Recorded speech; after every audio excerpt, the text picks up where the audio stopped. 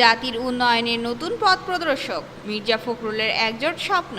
মির্জা ফখরুলের মতে বৈঠক সফল, কিন্তু কি সত্যি জাতির ভাগ্য বদলাবে? ভাবুন তো।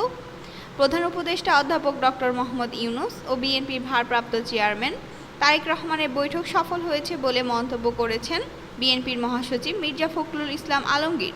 তিনি বলেন, এই বৈঠকের মাধ্যমে সব অনিশ্চয়তা কাটিয়ে দেশ আগামীর দিকে এগোতে পারে। শুক্রবার লন্ডনে দুই নেতার 2 ঘণ্টা ব্যাপী আলোচনা দেশের জন্য একটি নতুন রোডম্যাপ তৈরি করেছে। নির্বাচনের সময় ফেব্রুয়ারি মাঝামাঝি নির্ধারণে দুজনই একমত হয়েছেন। মির্জা ফখরুল বলেন, গণতন্ত্র একটি সংস্কৃতি, যা ধরে রাখতে যাতে ঐক্য দরকার। 15 বছরের তিক্ত শাসন পরবর্তী নতুন গণতান্ত্রিক যুগ শুরু করার সময় এখন। তিনি আরও জানান, বৈঠকের পর তারেক রহমান নেতাকর্মী ও শহীদদের প্রতি কৃতজ্ঞতা প্রকাশ করেছেন এবং বিএনপির চেয়ারপারসন খালেদা জিয়ার প্রতি শ্রদ্ধাও জানিয়েছেন। একটি নতুন রাজনৈতিক যুগ।